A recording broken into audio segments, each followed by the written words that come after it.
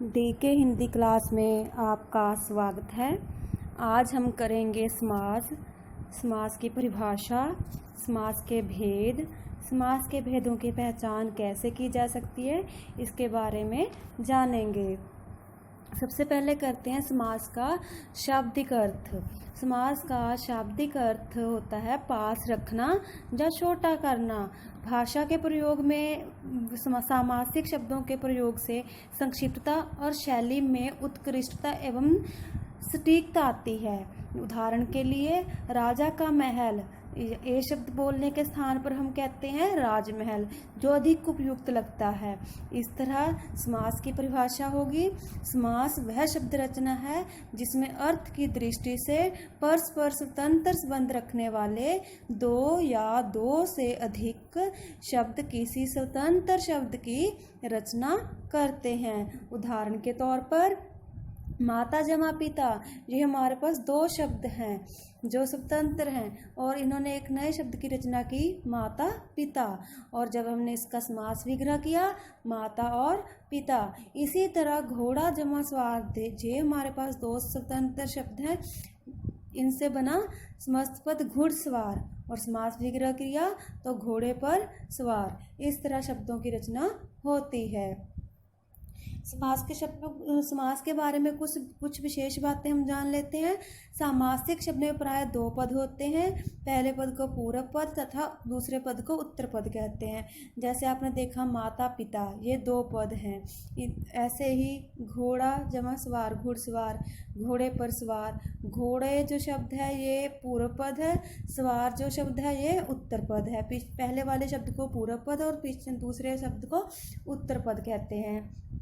समास प्रक्रिया से बने पद को समस्त पद कहते हैं। जैसे घुड़सवार, समास प्रक्रिया जब हुई तो हमारे पास शब्द बना घुड़सवार, इसे समस्त पद कहते हैं। ऐसे ही समस्त पद के दोनों पदों को अलग अलग करने की प्रक्रिया को समास विग्रह कहते हैं। समास विग्रह करते समय लुप्त व्याकरणिक शब्द पुनः दिखाई देने लगते हैं। जैसे हमारे पास शब्द था घुड़सवार, जब हमने समास विग्रह किया तो इसमें जो लुप्त पद था पर, व्याकरणिक शब्द है पर, जो लुप्त हो गया था, दिखाई नहीं दे रहा था, जब समास विग्रह किया तो ये दिखाई देने लगा। इस तरह ये फिर से दिखाई देने लगते हैं। ये है समास के बारे में कुछ विशेष बातें। आगे करते हैं समास के भेद। समास के 6 भेद होते हैं। नंबर 1 अव्ययीभाव समास, नंबर 2 तत्पुरुष समास, नंबर 3 द्वंद्व समास, नंबर 4 कर्मधारय समास, नंबर 5 द्विगु समास, नंबर 6 बहुब्रीहि समास। ये हमारे पास समास के भेद हैं। अब हम जानते हैं कि समासों के भेद की पहचान कैसे करते हैं। सबसे पहले अव्ययीभाव समास। जिस समास का पहला पद प्रधान तथा अव्यय होता है और समस्त पद भी अव्यय क्रिया विशेषण का कार्य करता है, उसे अव्ययीभाव समास कहते हैं। अव्यय का अर्थ होता है लिंग वचन कारक पुरुष आदि की दृष्टि से कोई परिवर्तन नहीं होता। तो कुछ भी हो जाए इनमें परिवर्तन नहीं होता, क्रिया विशेषण में परिवर्तन नहीं होता। उदाहरण इनकी देख लेते हैं। यथा रूप, रूप के अनुसार, निर्भय, बिना भय के, बातों बात, बात ही बात में। इनमें देखिए कोई परिवर्तन नहीं हुआ, इसलिए यहाँ पर हमारा अव्ययीभाव समास है। नंबर 2 तत्पुरुष समास। तत्पुरुष समास में उत्तर पद प्रधान होता है और पूर्व पद गौण होता है। पहले पद को पूर्व पद कहते हैं और दूसरे पद को उत्तर पद कहते हैं। इस समास में कारक चिन्हों का, से, की, पर, में आदि का प्रयोग होता है। ध्यान देने योग्य बात यह है कि इसमें कर्ता कारक और संबोधन कारक, इन दोनों का प्रयोग नहीं होता। बाकी के हमारे 6 जो कारक आते हैं उनका प्रयोग इस समास में होता है। तत्पुरुष समास की रचना में प्राय 2 प्रकार से होती है, संज्ञा जमा संज्ञा से या फिर संज्ञा जमा क्रिया से। जैसे दीवार घड़ी, दीवार के लिए घड़ी, यहाँ पर दीवार और घड़ी दोनों संज्ञा शब्द हैं। संज्ञा जमा क्रिया। तुलसी लिखित, तुलसी हमारे पास जो शब्द है ये संज्ञा है, लिखित शब्द जो है वो क्रिया है। इस तरह 2 ढंगों से इसकी रचना होती है। उदाहरण देख लीजिए। गुरु नमन, ये उदाहरण है तत्पुरुष समास का। समास विग्रह किया तो गुरु को नमन। बाढ़ पीड़ित समस्त पद है, समास विग्रह किया बाढ़ से पीड़ित। दान पेटी, दान के लिए पेटी। इसमें देखिए को, से, के लिए, ये सभी कारक चिन्ह है जिनका प्रयोग इसमें हुआ है। कारक की दृष्टि से तत्पुरुष समास के 6 भेद होते हैं। सबसे पहले कर्म तत्पुरुष। कर्म तत्पुरुष में को लगता है। कर्ण नंबर 2 कर्ण तत्पुरुष, इसमें से के द्वारा, इनसे इनकी पहचान होती है। कर्म तत्पुरुष के उदाहरण देख लेते हैं। विद्या प्राप्त, विद्या को प्राप्त, देखिए को शब्द आया इसमें। कर्ण तत्पुरुष के उदाहरण मन चाहा, मन से चाहा। कामचोर, काम से चोर। विरहाकुल, विरह से आकुल। ये हमारे हैं कर्ण तत्पुरुष के उदाहरण। नंबर 3 संप्रदान तत्पुरुष को, के लिए, ये इसके कारक चिन्ह है।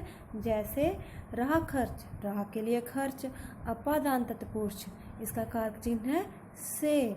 जैसे रोग मुक्त, रोग से मुक्त। सुबंध तत्पुरुष का, के, की, ये तीनों इसके कारक चिन्ह हैं।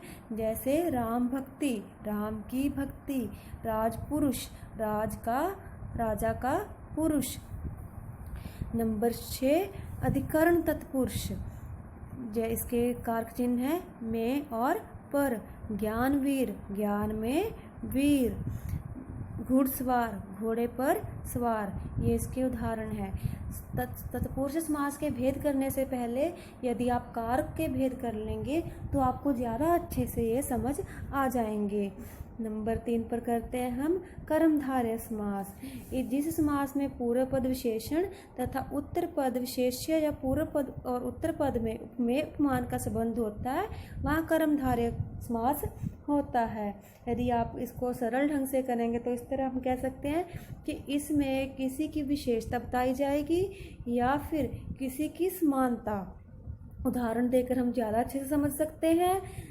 जैसे नीलकंठ, नीला है जो कंठ, यहाँ कंठ की विशेषता बताई हुई है कि कंठ नीला है। इस तरह यहाँ पर हमारा कर्मधारय समास है। मृगनयन, मृग के समान नयन, जहाँ समानता बताई हुई है। पद पंकज, पंकज के समान पद, तो यहाँ भी समानता है, इसलिए ये हमारा कर्मधारय समास है। नंबर 4 पर द्विगु समास। द्विगु समास का पहला पद जो है वो संख्यावाची होता है, तो इसलिए यहाँ वहाँ द्विगु समास होता है। जैसे आपको समस्त पद में और समास विग्रह में संख्या मिलेगी। उदाहरण के तौर पर सतसई, 700 का समूह, 7 आ जाए, 3 आ जाए, 4 आ जाए, तो वहाँ आपको सत त्रि चतुर ये शब्द आपको मिलेंगे आगे जब हम समस्त पद बनाएंगे। तो शताब्दी, 100 वर्षों का समूह। त्रिभुज, 3 भुजाओं का समूह। देखिए इनमें संख्या आई है तो यहाँ पर द्विगु समास है। नंबर 5 द्वंद्व समास। जिस समास के दोनों पद प्रधान होते हैं, दोनों पद, पूर्व पद और उत्तर पद दोनों प्रधान होंगे, उस वहाँ द्वंद्व समास होगा। जैसे गुरु शिष्य, देखिए इसमें दोनों पद प्रधान है। समास विग्रह किया गुरु और शिष्य। मामा और मामी समस्त बनाया मामा मामी। नदी झरना, नदी और झरना, इस तरह इसमें दोनों पद हमारे प्रधान होते हैं। नंबर 6 पर आता है बहुब्रीहि समास। जिस समास के दोनों पद मिलकर किसी तीसरे पद या अन्य पद की ओर संकेत करते हैं। हमारे पास 2 पद हैं, दोनों मिले पर दोनों ने एक नया अर्थ दिया, वहाँ पर हमारा बहुब्रीहि समास होगा। जैसे त्रिलोचन, त्रिलोचन शिव को कहते हैं। 2 पद हैं हमारे, 3 हैं लोचन जिसके, इन्होंने 3 हैं लोचन जिसके शब्द आया है, तो यहाँ पर बहुब्रीहि समास है। त्रिलोचन कहते हैं शिव को। एक दंत गणेश के लिए प्रयोग होता है। एक है दंत जिसका, गिरिधर कृष्ण को कहते हैं, गिरि को धारण करने वाला। कर्मधारय समास और बहुब्रीहि समास में अंतर। कर्मधारय समास में आप जैसे जानते हैं कि विशेषता बताई जाती है और समानता होती है, परंतु जब बहुब्रीहि समास है इसमें दोनों पद मिलकर किसी तीसरे पद की ओर संकेत करते हैं। जैसे पीताम्बर, पीत है जो अंबर, पीत कहते हैं पीले को, अंबर कहते हैं कपड़ों को, वस्त्र को। तो पीत है जो अंबर, यहाँ कर्मधारय हो गया। लेकिन जब किसी खास के लिए किसी तीसरे पद की ओर इसने इशारा किया, पीत है अंबर जिसके, तो वहाँ बहुब्रीहि समास हो गया, क्योंकि पीताम्बर विष्णु, ये विष्णु के लिए प्रयोग होता है। भाव पीले हैं वस्त्र जिसके, वो तो विष्णु के होते हैं, तो यहाँ पर बहुब्रीहि समास। बहुब्रीहि समास और द्विगु समास में अंतर। द्विगु समास का पहला पद जो है संख्या सूचक होता है और दूसरे पद की संख्या की ओर सूचित करता है, जबकि जो कुछ बहुब्रीहि समास है उनका पहला पद संख्या सूचक तो होता है, लेकिन दूसरे पद की सूचना नहीं देता। ये दोनों पद मिलकर किसी तीसरे पद की ओर संकेत करते हैं। उदाहरण देख लेते हैं तो ज़्यादा अच्छे से स्पष्ट हो जाएगा। चतुर्मुख, चार मुखों का समूह, द्विगु समास है। देखिए यहाँ संख्या बताइए कि मुखों की संख्या 4 है।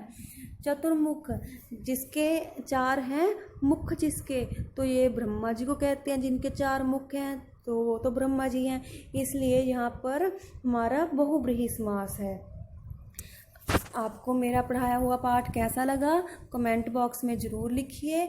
यदि अच्छा लगे तो लाइक और शेयर ज़रूर करें।